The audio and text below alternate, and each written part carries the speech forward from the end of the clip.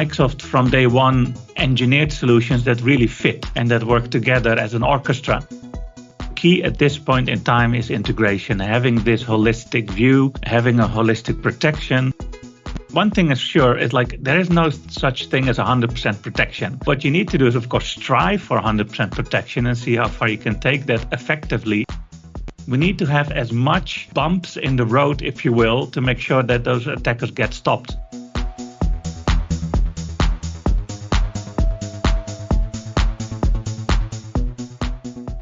Welcome to a new episode of the Derdack podcast, the podcast on reliable alerting for critical systems. In this episode, Maarten, Director of Cybersecurity at Wortell, shares valuable insights on what MSPs in the security space need to keep in mind for building a sustainable and successful future. Learn about key aspects that support your digital transformation and the importance of a fully integrated solution for a holistic view and a better response to potential threats and cyber attacks. Hear Maarten talk about Microsoft's journey and their evolution into a trailblazing security solution provider and how you can prepare your MSP business for upcoming regulations and threats. Enjoy listening.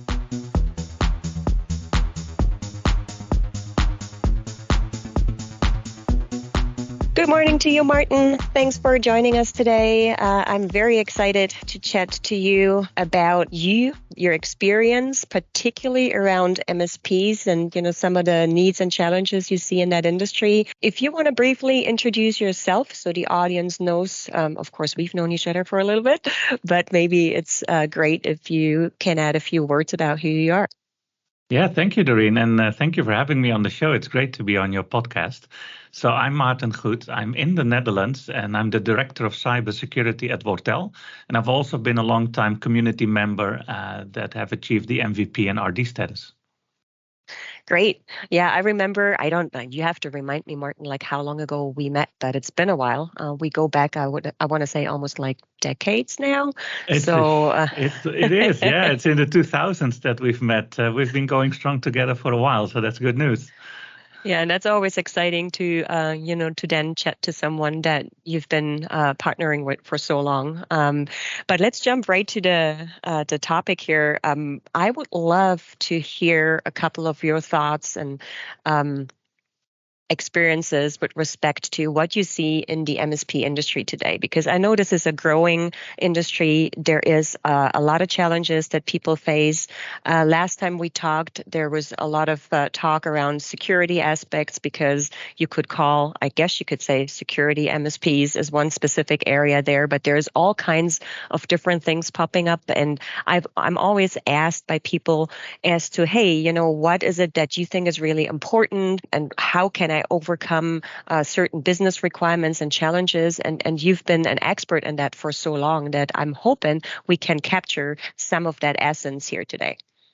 Yeah, absolutely. And like you said, the Microsoft security space has been growing very quickly over the past few years. Microsoft has been emphasizing it as a key asset to make sure that you have a well-protected foundation to build your applications and your workplace on to support your digital transformation as a company. So Microsoft literally a couple of years ago really started investing a lot, both in people, in knowledge, in product development, and even a couple of acquisitions to make sure that they have a good portfolio. And I've been along for the ride, for sure, for a couple of years, even before Microsoft was strong in that space and people were mocking Windows Defender, like, you're not going to use a Microsoft antivirus, are you?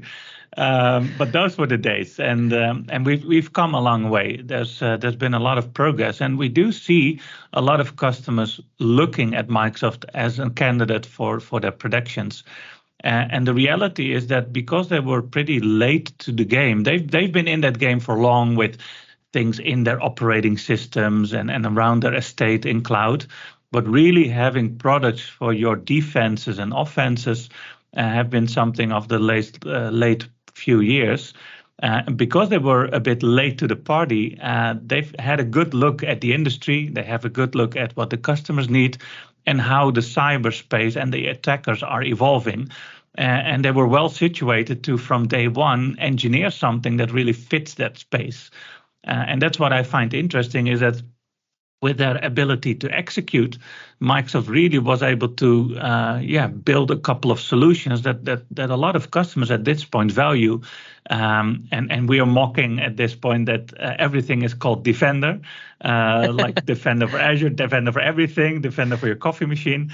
But in general, what it means is that they have a lot of options everywhere. Like if you're running APIs, fine, we can protect that. If you're running things on premises, fine. Microsoft's been around since the 70s. And the thing, though, is that you don't want to end up with a bunch of separate tools. And that's what you get a lot when you're achieving or trying to pursue a strategy of the best solution for a particular area. It will be hard to integrate. It will cost you money. It will cost you time and effort. And not necessarily do you end up with a situation where you have one integrated view of your premises and how potentially attackers are attacking it and progressing through your environment. And so Microsoft from day one engineered solutions that really fit and that work together as an orchestra. And you'll be the band leader and the orchestrator, but their orchestra is there. And we see Microsoft really having a good solution play. And as an MSP, we tag along on the good stuff. And I can agree, because I think, you want to try and avoid potential areas that can be breached more easily, because if the solutions don't work together seamlessly, then you are creating vulnerabilities in my eyes, right? So that's a big issue. You're talking about protecting against potential attacks, protecting your environment just in general, making sure everything is safe and secure. And now here you are, and you have all these different solutions if you buy from or you shop from different places, and every single time the solutions don't work together as seamlessly as they should, you're creating another vulnerability. So why would you do that? So this has always been a thing to me when I talk to customers and they say, yeah, we're using, let's say, Defender for this, but in this area, we're using something entirely different, or here we're using something entirely different. Then I always go like, yeah, and how do you ensure that you don't have or actually the other way around, that you have a match, right? So how do you approach that when you have that with a customer? Just to emphasize, like those solutions that are out there, those third parties, non-Microsoft, are really good. Like they're not bad at all. But the key at this point in time is integration, having this holistic view, having a holistic protection, because we can. One thing is sure is like there is no such thing as 100% protection. As you just mentioned, everything, and we have a lot of things as a company, even with our suppliers and our supply chain, or things we've outsourced or on-premises hybrid into the cloud. There's a lot of things, and we'll never achieve 100% like secure environment. That's off the table. So what you need to do is, of course, strive for 100% protection and see how far you can take that effectively. Certainly with threat intel, like what things should we guard more than others, our crown jewels, if you will. But on the other hand, like if we know it's not 100% bar that we'll achieve, we need to have as much bumps in the road, if you will, to make sure that those attackers get stopped. And that's why we put a lot of protections in place with all of these defenders or your third parties. They will run into a bump. Sometimes they will overcome a bump if they go quick enough, or they find a 0 day or whatever.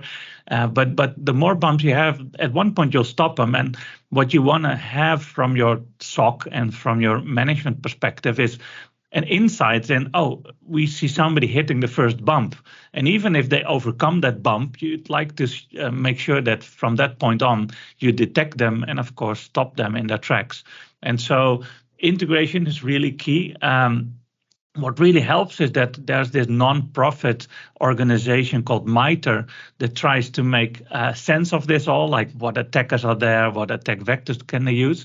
And certainly vendors like Microsoft make use of it to make sure that once you get that information, you understand where they are in the kill chain.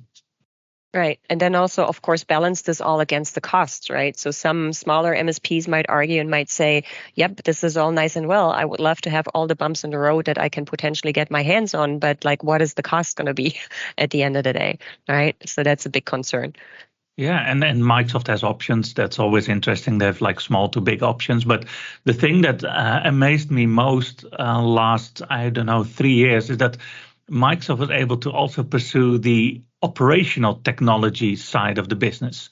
So you'll have your IT environment for your support. But if you're a factory, if you're some government agency running waterworks or something else crucial, you'll have what we call an operational technology area, an OT environment. And those things can also be targeted. Typically, they're even like older equipment, older software, and you still need to detect and potentially respond to that. And Microsoft had an inquisition over the past few years. And now Holistic is now not just only IT. Holistic is looking into that OT environment.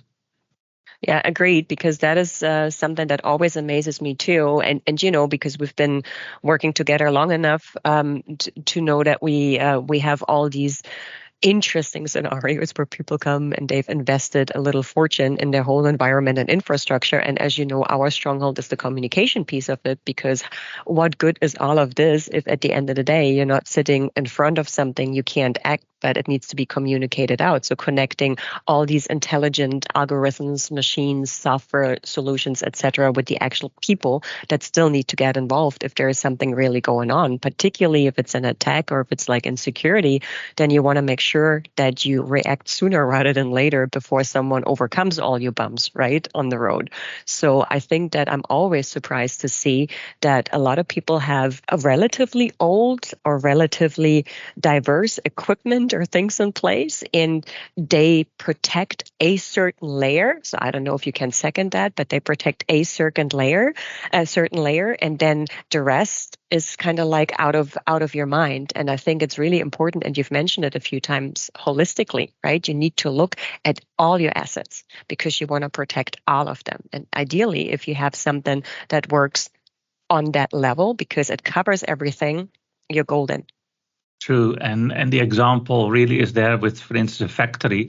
It works together again as some sort of orchestra to build some sort of output, and all of these machines, all of these processes need to work together. Often it's certified, and that's why it's so hard to change out things, and why software and hardware stays in there for a couple of years or even decades, which makes security a tad harder. And I've always loved Derdack in that solution where you guys already focused on availability, making sure such a factory can show that things are off base, that need to be changed out or maybe responded to. And the evolvement to security is then very logical from your side as well. Like with security, we only have minutes. Like if we're responding within 60 minutes even, it might be too late. Like we can encrypt an entire environment in 15 minutes. So you want to respond within minutes. And that's typically what you see with MSPs and security operation centers. SLAs will be very low, and that's why it's very costly potentially, because you need a lot of people, tech, automation, alerting solutions like yourself to make sure you get it in the hands of knowledgeable people as quick as you can. But then also not just fire and forget, but be able to respond and make sure that there's some sort of tech to stop an account, stop a PC, or even in an OT environment, make sure that you have the right operational manager coming up to the solution.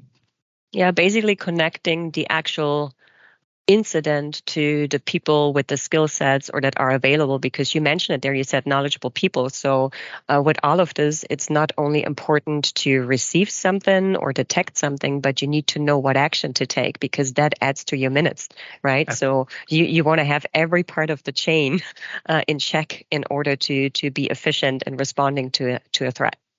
Yeah, and that's why I think, like we just talked about, there's really three things that customers worry about when security comes up. It's coverage, IT plus OT, but holistically throughout the whole estate. Second is cost, being very effective on cost. But third, like being efficient and effective on the alerts and the coverage you'll have. Like you said, it doesn't help to have all things in place and not be able to respond. So those are three important things. But the fourth thing we're seeing really a lot is like, you don't want just another company doing some sort of tech security only, because you also want to worry about data security and governance and privacy. And one of the things certainly in Europe that's coming up is a new legislation called NIS2, which really makes sure that by the end of next year, 2024, there's a lot of things that you need to have in place if you're flagged as a critical company. And a lot of companies fall under that umbrella. Like even if you're selling wheat to bake bread, you'll be critical. Right. Just to give everybody a perspective of who will be a critical company. You need a lot of things in place. One of them, the monitoring and response piece. But then you need to start figuring out not only a tech perspective, but really a security strategy, a framework, a plan, if you will, for the company to succeed on. Because if not, by 18 October next year, one of the board members responsible for this is personally liable for not getting this in place. Of course, Right. with all of the threats coming at us, this is really important. And the EU has designated to their members that they need to get this, they need to get in shape effectively. Yeah, no, absolutely. I mean, there are so many things to keep in mind, which is why I think, to get the foundation right from the get-go is really important, because it's one less thing you have to worry about. And gee, Maarten, I could chat to you for ages. There's like so many things that I have in my head, but let's try and see if we can round it up and basically give the audience like 2 or 3 points where you would say, and you already mentioned a few, and you said like, this is 1, 2, 3, 4, this is what you should go by. But maybe we can give some additional outlook or recommendations by saying this is something you must absolutely keep in mind. And this is what I would do if I was to start an MSP fresh tomorrow, maybe. Yeah, no, absolutely. I think key point 1 is really make sure you have an integrated solution. And there's a lot of buzzword bingo in our industry. One of them is called XDR, where people understand with that acronym that it's an integrated detection and response scenario. There's a lot of vendors like Microsoft, but also others that sell you an XDR, which will mean that these components that you have will talk to each other and form some sort of orchestra. And I think having, again, that holistic view is really key to making sure that we can get things done. But also, secondly, the ability to tailor to industries, because somebody who's running a waterworks or a factory that's baking bread, or your typical advisory company that only has IT components, might have a different threat perspective and other threat actors coming after them, and maybe also other tech, like the OT solution we just talked about. So the ability to tailor to industries is also very important, because you need to not just have the generic solution, but make sure that you have on top of that generic solution something that works for your industry, your company, that makes you more safer. And of course, third is like, we already talked about effectively responding, and typically those are technical responses, shutting down an account or whatever. But having a company that does some sort of response for you, broader than just the technicality. So like communication, what will happen if you have a business down scenario? How can you communicate with customers or stakeholders or the board? But also the board advisory, like what should we do next? Legal implications, or even negotiations with some of these ransomware groups. That's what happens really in the reality. Having a what we call DFIR, so a digital forensics incident response team on hand, even if it's on contract or on a retainer, that's something as a company to figure out, like with a insurance, if you will, to make sure that you might not need it, hopefully. But if you do, you want to make sure there's people that come to rescue you. And again, it's an open door, but 24/7, 365, and it is hard. Like from my experience, having people and everybody on staff, even during the holidays and at wild moments in night when things happen, because hackers know those are the best times. Making sure it's not just a standby situation, but really having a crew there, and like we just said, enabled with wonderful technology like Derdack has.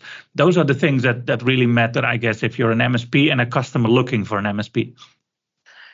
Well, thank you so much. I mean, I couldn't agree more, but I think the key takeaway really is that all the points you mentioned previously and just now, that you need to, for yourself, also find an individual approach, like you said, that works for your environment, for your company, with your customer base, and that you can match all the sometimes cryptical information to people that can interpret it correctly, because that's part of the speedy response there as well.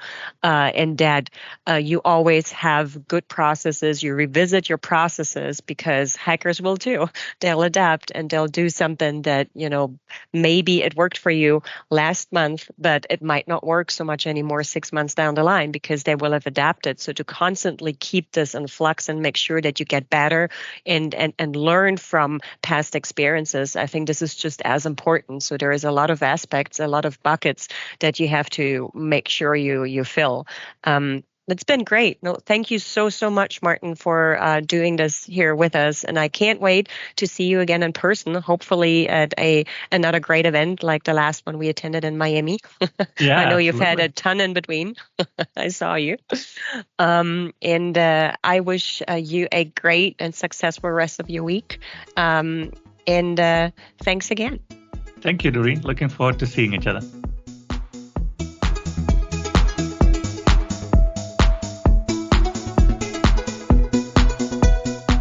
You heard Maarten and Doreen discussing the path to success as a security MSP and the role Microsoft and Derdack play within that.